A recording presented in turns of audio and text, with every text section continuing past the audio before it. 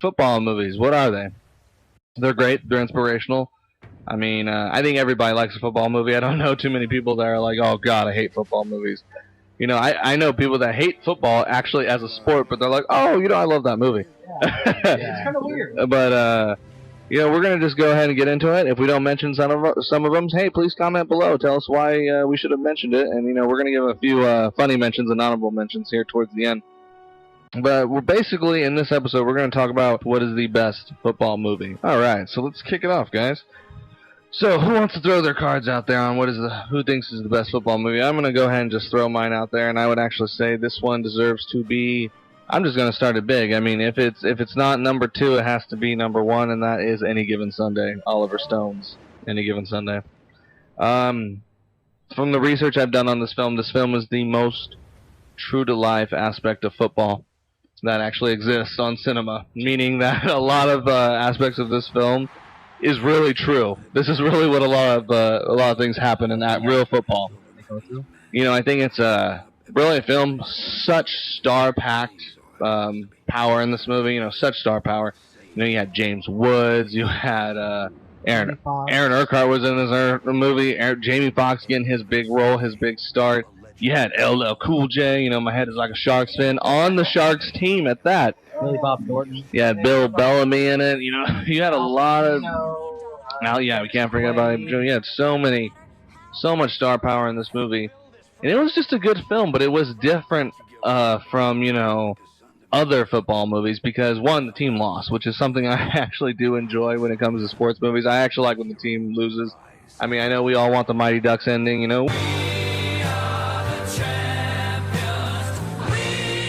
But it can't always be like that.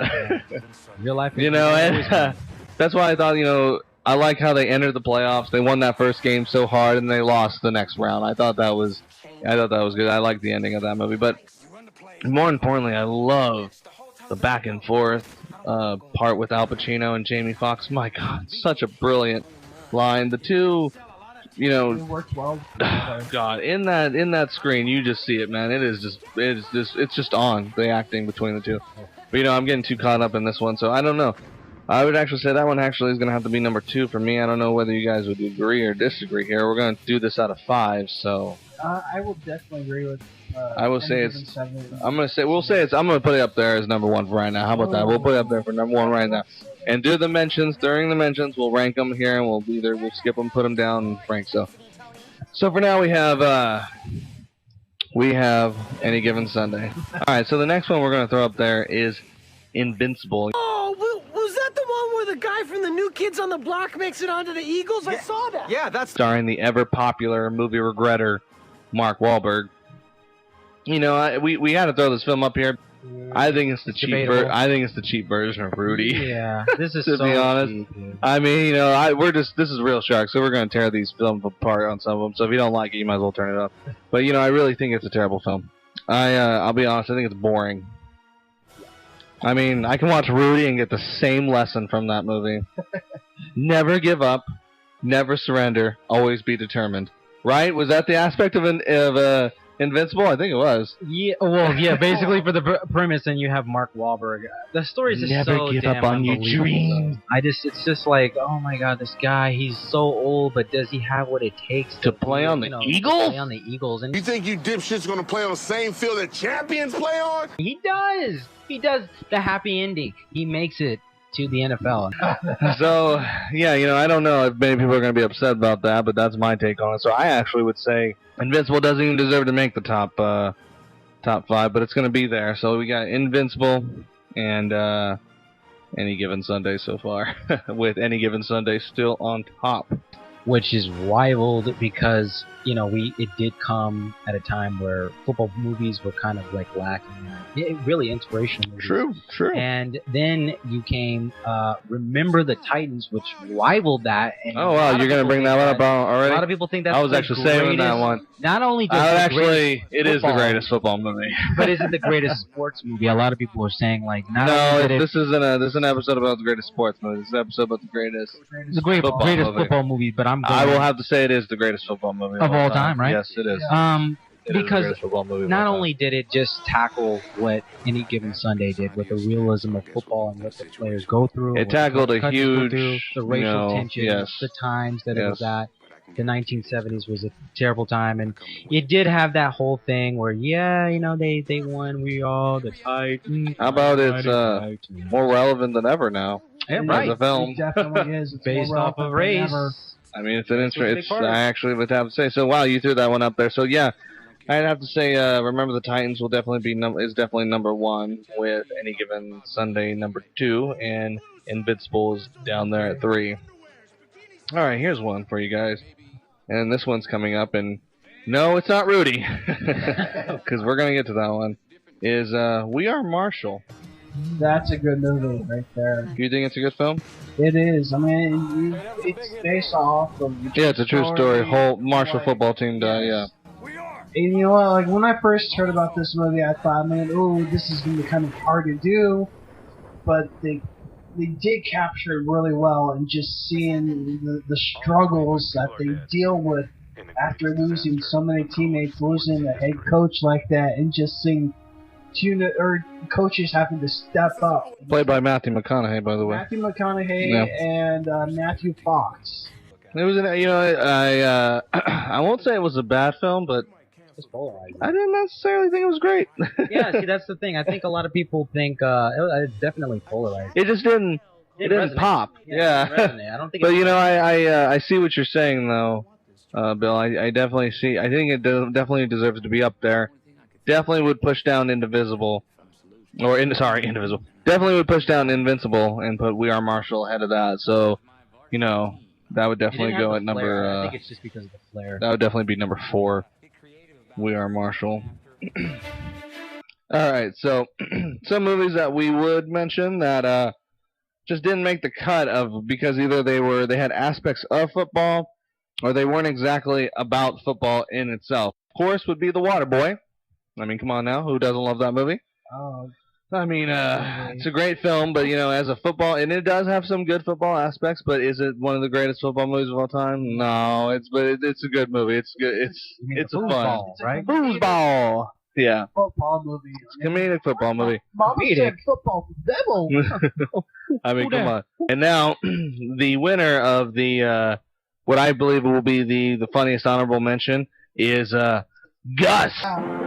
Now, this is about a Yugoslavian farm boy and his donkey that end up joining a football team.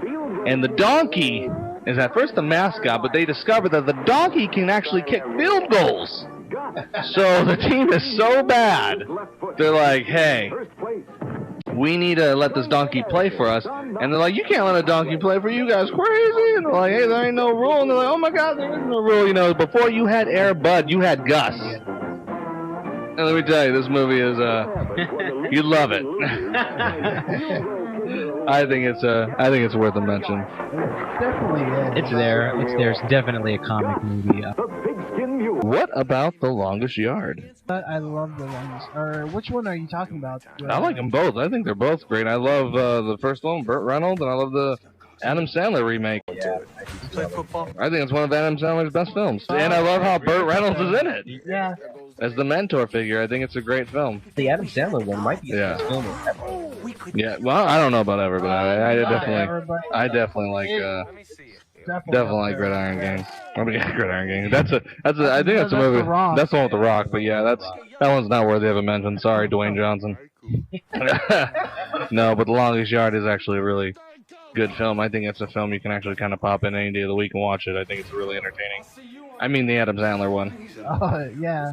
No, I mean the Burt Reynolds one is good too, but the Adam Sandler one is just really for the modern time. Add a little raunchiness to it, kind of slapstick humor to it too. Well, you had like all the big guys. Oh, yeah. Well, you had all the sex and the dirtiness, I like it. Well, and plus you had a couple of WWE. Yeah, you had Stone Cold Steve Austin shit himself. Yeah. Oh my God! Yeah. And the Great Khali. Yeah, and you had Terry Crews. Yeah. Yeah, I think Longest Yard is a great film. Another movie I want to bring up is The Program, movie that depicts several different players in one story. It gets a mention here because it's actually kind of a cult classic. I hear a lot of people mention this movie, even though I don't think it's really that worthy to be up on the top greatest movies of all time and football movies of all time. It's definitely worth a mention. The Blind Side. You know, good film, but not exactly about football. Jerry Maguire.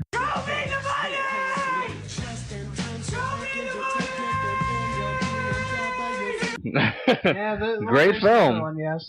Great film, you know, but not entirely about football. The Replacements is up there. You know, I know a lot of people that love that movie, but you know, it's alright. You know, It's good. I think it's an honorable mention. You know, the honorable mention that we before we forget is Little Giants. I mean, what a timeless classic starring Rick Moranis. Yeah, His brother Ed O'Neill. Oh yes, Kevin. Yep. Kevin and Danny O'Shea. God, what a great film about, you know, two brothers that one has a dynasty, a legacy in football, the other one has, you know, a gas station. One, and you know, they both end up challenging each other to a football match where they basically take out all their adult anger on with these, you know, with these kids. They basically manifest their rivalry into these children, and the whole town goes with it. Oh, I think my Good favorite film. part in the movie is that kid who cannot catch the football. That's so funny. Glue stuff on his I love that part. That part's great. My favorite part, my favorite part of that movie is when they both race to go get that one kid. But when they actually get to that one kid, how crazy his dad is when he's just like, when he was 3 years old. No, he was like a year old. I put a football on his cradle. He's like, and then when he was 2 months, he pushed a football across the floor with his head. He's like every night I rub his hamstrings with, like, you know, muscles. Yeah. He's just like, Fortnite! He's hard. Yeah, he was doing like pull-ups. Yeah, he was lifting that refrigerator by himself. Yeah, Spike. But then you had the opposite, the chick. What was her name? Icebox. Oh, yeah, Icebox. Such a great film. It's such a good movie. I love that movie. All right, here. So, moving on. What about Varsity Blues? I mean, this movie is not, in essence, a football movie. It is not a football movie, so this is why it is in the funny or honorable mentions. Because it is, in fact, a movie that people would be like, hey, what about Varsity Blues? That's a football movie. It is and it's not. It's a coming-to-age kind of film, but it's a funny movie. But we just want to give a quick mention of that film so you guys don't kill us or eat us up on YouTube and Twitter. Okay, so so we're going to give those ones an honorable mention. What about LeatherHeads? LeatherHeads. It's a very under-the-radar film. It is. A lot of people were not too happy with how it went. But I mean, I saw it. I did like it. It was right. I don't think it was bad. It was right during like the prohibition times, right when football became football with more stricter rules and everything. When this movie, there's a lot of cheating that happened. I mean, I still think we should be playing with leather helmets. Oh my god! You know how many people die nowadays? No. Do you? Do you? You don't know that because it hasn't been implemented. Oh my god. Why don't we just give it a try? Just for like one season. I'm actually going to agree with Billy here. There would be so many deaths in the first week. It would be Oh my god, insane. you see so much. You have to start doing like a replacement scenario for that. No, I think you guys are being too suburban. You know, that's why we gotta bring back the XFL. XFL. Hey, they're bringing back the XFL. I know, it's insane. And we're getting a little off topic. So Leatherheads, you know, George Clooney. I thought it was an okay film, but then in itself, it's kind of a boring film. I mean, let's just be honest, it's boring. I definitely think it's better than Invincible. The cast. Too bad we know each other so well. We might have gotten along. It was good, but he was too serious. Yeah. I'll be honest, he was too serious for the role. The is Pretty strong. Should have been just a straight-out comedy. It would have been way better. I definitely agree with you there. So Friday Night Lights, guys. This is a movie that actually got turned into a series, and some people think the movie still is better than the series. I mean, this is a movie that gets pretty high ratings across the board. What would you guys think about that? I mean, I've seen it. I thought it was an okay movie. I mean, it's a typical football movie. Also based off of True story, yeah. True story. I thought it was okay. Good cinematography, good pace, but it just didn't really resonate to me. I mean, I will definitely agree. when we pulled up this topic, I was like, oh yeah, Friday Night Lights. You know, I forgot that one's up there. I mean, I still think it's been better than Invincible. Mark Wahlberg, bro. I do have a lot against Mark Wahlberg, if you want to know. I have a lot against a guy who basically said that he regrets Boogie Nights, a film that made him.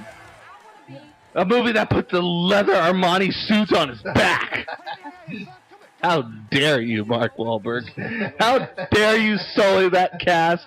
How dare you sully that movie with your name on it? First Invincible, then You should take that fake cock that you used and slap yourself in the face with it. God, that movie pisses me off. Alright, now we move into the movie that Invincible wanted to be, which is Rudy. Chasing a stupid dream. Rudy. Oh, don't do that, God. So, let's talk about Rudy. It is an interesting film that Joe Montana has, I believe, publicly expressed that he hated. He did, Yeah, he did. He did say that. You had to say that. So, well, yeah, because this is considered the greatest football movie of all time, and the greatest football player of all time hates it. I mean, I think that's pretty relevant, Steve. That kind of is.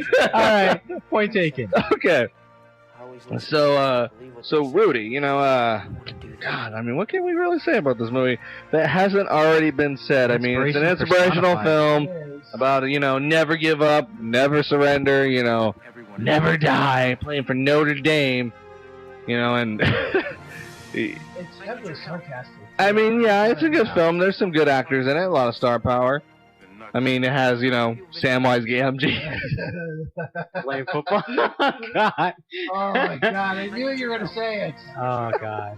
What's his real name? John Ashton. I'm sorry. All right. He goes from the Goonies to. Sorry, Sean Ashton. Sorry, you know, not Samwise Gamgee. I'm sorry, Sean Ashton. You know, what can I say about a guy who, you know, played one of the most iconic roles in film history, only to be eaten by monsters in a Netflix original series called Stranger Things. What? Sorry, we're having too much fun here. I mean, what can you say about that, really? I mean, I don't know if you would say that was the career in which his path took after doing this movie. It wasn't, because he did, you know, he did those Ring movies. Oh yeah, right. He did a couple of episodes of that show 24 as well. Yeah, no, he did those Ring movies. You know, the one where they walk the ring to the mountain. I'm just kidding. I know what it is. Those Ring movies. It's Lord of the Rings. I know. You know those little people walking the ring around. I mean, seriously, but let's get back on topic. Sorry. You know, what do you guys got to say about Rudy? I mean, this movie is shown in schools. I mean, it's shown everywhere. I mean, it's a movie that's kind of shoved down your throat at an early age, which is why I kind of fucking hate it. Yeah, because I think it's I think it's because it's this generation's story of an inspiration. It's sort of like this is what they personify as, like you said, like never surrender. There's not a movie that's sort of pure like this. You know, I don't know, and it has America's favorite sports behind it, so it's kind of getting the nod from everybody. Yeah, you know, it's a great inspirational film. It's definitely better than Invincible. Yes, it is. Oh my God. Oh my God.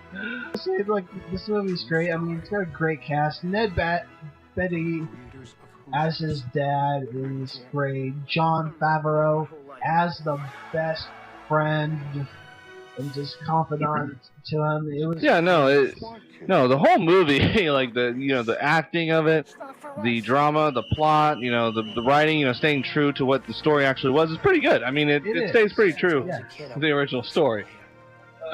Or so they say it stays true to the original story, you know, allegedly to the original story. That has changed over the years. But, you know, Rudy, you know, is it still the greatest football movie of all time? I mean, we have radio out there. I'm just kidding. That movie's not even worth the mention. But, you know, is it really the greatest football movie of all time. I mean, let's talk about the ones that we said were the best. We said Any Given Sunday, Remember the Titans, Leatherheads, We Are Marshall. Those are pretty big. Those are good movies, and now these all came after Rudy. They did. Even The Replacements, a lot of these movies. So, I would have to say when it stands up to, as a film itself, it is a great film. A film that should always be regarded as, yes, this is a lesson in cinema that you should take from. This is a movie, if you want to see a good movie, watch Rudy. Inspirational movie, watch Rudy. But as the greatest football film of all time, it's kind of lost its savvy. Yeah, I definitely will agree to that. I think so. I think there's just, the bar has been set so high. It's been set high. I mean, you know, and then we've crashed it down with Invincible.